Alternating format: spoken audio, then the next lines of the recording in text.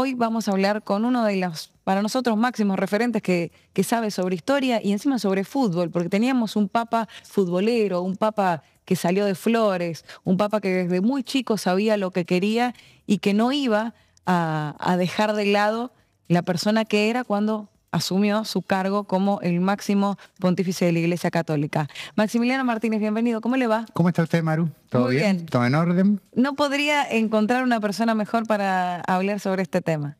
Para aprender, para poder debatir. Trataremos de ubicarlo dentro de este complejo proceso que es la historia, porque dos instituciones son inherentes al hombre históricamente. ¿Está bien?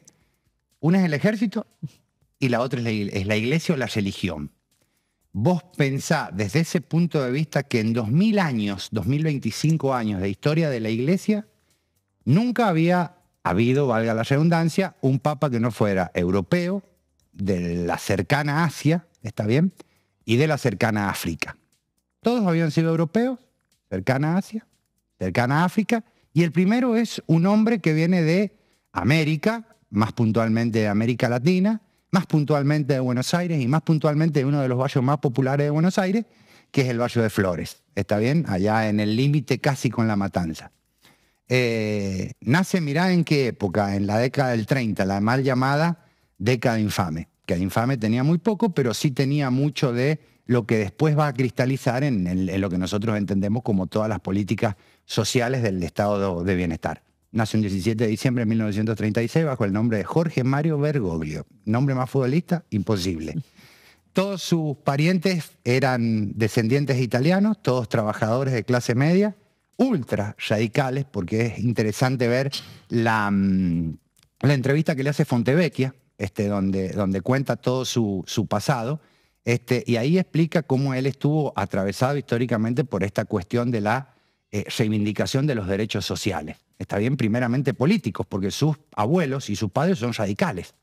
Está bien, y después toda su vivencia entrando a una de las órdenes más simbólicas que tiene la Iglesia Católica, que quizás sea la de los jesuitas, la de la Compañía de Jesús, creada por San Ignacio de Loyola, que planteaba esta cuestión de que nunca un jesuita tenía que llegar a tener el poder porque ellos trabajaban desde abajo, no desde las estructuras de poder. Y aquí hay algo interesante que te lo voy a deslizar como dato. Viste que ahora se habla de la cuestión del Papa Negro, todo esto que... Ese mito que hay alrededor. Sí, que tiene que ver un poco con la profecía de Nostradamus y... Todo, la historia viene para poner luz donde falta. ¿Está bien? La cuestión del Papa Negro tiene que ver con el color de los jesuitas. Y era justamente por eso que los jesuitas nunca querían tomar el poder porque ellos eran los que se vestían de negro. ¿Está bien? Entonces la llegada de un Papa Negro era la llegada de un Papa jesuita. Esa llegada de ese Papa jesuita podía llegar a complicar la iglesia justamente por la metafísica que los atraviesa. Por eso en 2000 años, menos de 2000 años, porque San Ignacio aparece en la Edad Media moderna, nunca se permitió que un jesuita llegara. Vos fíjate que por eso los jesuitas son expulsados de casi toda América. ¿Está bien? Vos fíjate la importancia que los mismos tuvieron, que la iglesia catedral de San Juan es construida por los jesuitas, por la Compañía de Jesús. La primera escuela de San Juan, la mal llamada Escuela de la Patria, que funcionaba frente a la plaza, fue creada por los jesuitas. Puyuta, el nombre que tiene, era porque era una estancia jesuita. Podemos ir hasta Uyum, podemos ir hasta Valle Fértil, podemos ir hasta Guanacache, porque venían desde Mendoza, y tener un lugar tan simbólico como el Cerro Valdivia, que es el nombre de un jesuita. Entonces vos fíjate cómo esa impronta de los jesuitas actuó sobre la construcción de Bergoglio primero y Francisco después, para que sea el papa que fue. Porque él se corre desde 1936 hasta 1998, que se convierte en obispo de Buenos Aires, de la Catedral Metropolitana. Todo ese proceso que él vive hasta ese momento es un proceso complejo, ¿está bien? Estamos hablando que pasó el peronismo, el golpe del 43, el golpe del 55, el golpe del 66 y tuvo participación directa en el del 76 por la cuestión de ser prelado provincial de los jesuitas, ¿está bien? Y ahí es donde aparece esta duda que se tiene con él y que le pegan desde afuera por el papel que tuvo, que quedó evidentemente comprobado en cuánto fue lo que él se jugó por la causa. Demostrado queda con esta monja que aparece rezando en su exhumación, que es la sobrina de una de las monjas que habían sido desaparecidas acá en la Argentina. Entonces vos fíjate cómo esa construcción se va dando justamente por diferentes factores que actúan sobre este actor social, porque lo veamos como un actor social, ¿está bien? Actúa primero la política de sus abuelos, actúa el contexto y actúa el lugar de donde decide formarse. Sorprendentemente, te das cuenta que estudió química, pasó por las ciencias duras, pero llegó a dar literatura argentina en Córdoba. Cuando vos lo escuchás hablar, que a mí me gusta escucharlo hablarlo en las entrevistas como una persona que viene de la historia oral y le gusta escuchar, vos escuchabas la última entrevista que había tenido con Nelson Castro, la que dice que él le pide que no hable, a que esa entrevista no salga hasta que él no haya muerto. Y ahí le explica una cuestión que es fantástica. Le dice que él sufría de neurosis. ¿Está bien? Y Nelson Castro, como médico, le pregunta si se había tratado. Y él le dijo que le hubiese encantado alguna vez pasar por los lugares del psicoanálisis, ¿está bien? Pero no podía porque no tenía tiempo. ¿Está bien? Pero sí lo trató psiquiátricamente. Y se permitió esta cuestión de explicar que uno tenía que vivir y sentir la angustia para poder sentir la vida. ¿Está bien? Que no era absolutamente nada malo. Fíjate cómo esas cuestiones que él va mostrando y va imponiendo, lo fueron conformando como el líder político que fue. Porque si hay algo que es innegable y que la historia se va a encargar de ponerlo en su lugar, porque hoy lamentablemente el presente nunca pone en su lugar a las verdaderas personas que tienen actuaciones directas sobre procesos políticos, históricos, sociales, etcétera, en el lugar que verdaderamente se merece, el del argentino más importante de todos los tiempos. Porque te cuento, rápido. San Martín y Belgrano no fueron rescatados de la oscuridad si no hubiese sido por Mitre, ¿está bien? Que hace la historia de la independencia argentina y la historia de Belgrano. A su vez, los hombres de Mayo no hubiesen sido descubiertos si no hubiese sido justamente por eso. En 1810, 1820, 1830, ninguno de ellos pensaba en que lo que estaba haciendo iba a conformar la nación argentina o el Estado argentino.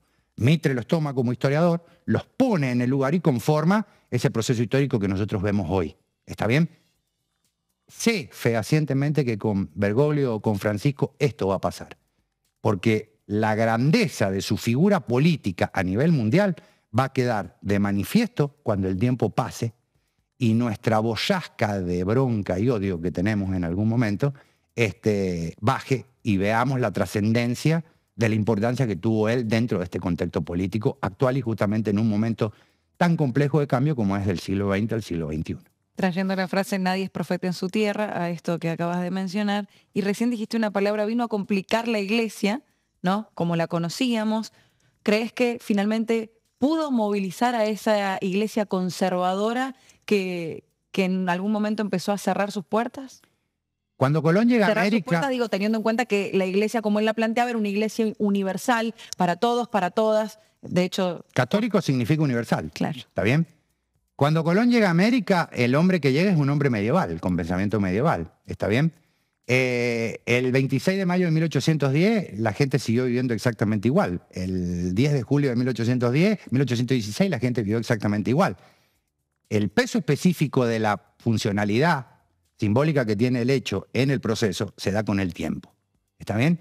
Cuando vos ves la Iglesia Católica, vos ves que Juan Pablo II, un papa extremadamente conservador, decidió llevar el nombre de los dos papas más revolucionarios que había tenido la Iglesia, Juan XXIII y Pablo VI, quienes llevan adelante esta cuestión del Concilio Vaticano II y la opción por los pobres. Justamente Francisco se desprende de esa opción por la pobre, que es la opción por el pueblo, que es una parte que ve a la Iglesia desde otro lugar. O sea que el contexto se ha venido dando desde hace muchísimo tiempo, de finales de la década del 50, del 60. ¿Está bien? Con los curas villeros, con la opción por el tercer mundo, con la perceptiva mariana, con las misas en el idioma que se daban. Entonces, hoy no lo vas a ver, Maru. Pero en 5 o 6 años, prepárate que va a ser tsunámico, por ponerle una palabra, porque se levanta, la ola se está levantando. Todavía no la vas a ver llegar a la playa. ¿Está bien? Pero va a llegar. Sin embargo, creo que con algunos hechos muy puntuales que hemos visto en la última semana, esa ola está empezando a formarse. ¿Por qué? Una cosa es lo que uno hace en vida y otra cosa es cuando ya no puede hablar y sus actos, los actos que dejó, hablan por uno. El hecho de que él, antes de morirse, nos enteramos de cosas o de datos que en realidad hasta hace una semana no le importaban a nadie. Que haya nombrado gobernadora a una mujer del Vaticano, que haya tenido visitas a cárceles, que lo ha hecho siempre, pero justamente dentro de sus últimos días, y que nos hayamos enterado que, dentro de otros datos, que nos hayamos enterado el patrimonio del Papa eran $100. ¿No te parece que ya en esta última semana esa revolución de la que hablaste está empezando a gestar? Los actos siempre se imponen sobre las palabras y los pensamientos, decía San Ignacio. ¿Está bien? Así que actúen, les decía San Ignacio. Si tuviéramos más tiempo podríamos inferir sobre hechos puntuales que te demostrarían la importancia de él. Porque esta cuestión de Flores, vos lo debes saber muy bien, de Flores a Capital Federal tenés que pasar por Devoto. ¿Está bien? En Devoto había una cárcel. Claro. En ese pasaje que hacía siempre pasaba por las cárceles. ¿Está bien? ¿Cuál es la impronta principal que tiene la religión? Porque si vos tomás, es como una cuestión. En la universidad nunca nadie te va a enseñar a hacer el mal. Nadie. Vos estudiás ¿para qué? Para hacer el bien. Siempre. Desde la carrera que te posicioné a vos, los profesores te van a enseñar siempre a hacer el bien. Después de ahí que hagas otra cosa es otra cosa. La iglesia nunca te va a enseñar a que hagas el mal. La impronta filosófica que tiene el mensaje metafísico de la religión siempre es el bien. En cualquiera de las tres grandes de Occidente. ¿Está bien? Que nosotros hacemos una libre interpretación, eso ya es otra cosa. Pero cuando vos ves su actitud frente al mundo, es donde verdaderamente se ve su grandeza. ¿Está bien? Porque vos has tenido papas que han sido extremadamente intelectuales, que eso es innegable, porque es el sustento que le da a la iglesia su preceptiva en un determinado momento. Y también tenés el papa que actúa en la calle. ¿Está bien? Si vos tenés un tipo que llega con sus mismos zapatos en el 2013 y lo entierran con los mismos zapatos, ¿dónde está esa grandeza? ¿Dónde está lo material? A ver, su lucha contra los tecnócratas, que es lo que más a mí me posiciona detrás de él. ¿Está bien? Luchar contra la tecnología. ¿Está bien? Si vos tenés el poder para parar la inteligencia artificial, palabra terrorífica, ¿está bien? Porque nunca una computadora va a pensar, es tan solo un software. No le demos vuelta. ¿Está bien? No pongamos cuestiones cerebrales en lugares que no existen. Y yo me hago cargo de esto, Maximiliano Martínez, porque la inteligencia artificial jamás va a poder discernir entre qué es bueno y malo y entre aquello malo vincularle ese perdón que a veces necesita. ¿Está bien? Porque yo perdono, que vos me cambié, eso es otra cosa. ¿Está bien? Yo te abro las puertas, el problema va a ser tuyo. ¿Sí? Eso es lo que te muestra. Pero esa impronta, Maru, esa impronta es jesuita. Esa impronta es jesuita. ¿Está bien? Cuando vos llegás al Vaticano, a la izquierda de San Pedro hay un edificio muy grande. Es el edificio de ellos, están al lado, porque eran la guardia que tenían. ¿Está bien? Y eran los que tenían la calle. Entonces, cuando vos ves eso, ¿quién tiene contacto con la calle? ¿Quién conoce la realidad? El que conoce la calle. ¿Está bien? El que está en el teatro de operaciones. ¿Quiénes estaban ellos? Prueba más grande, Flores, Devoto, Capital Federal.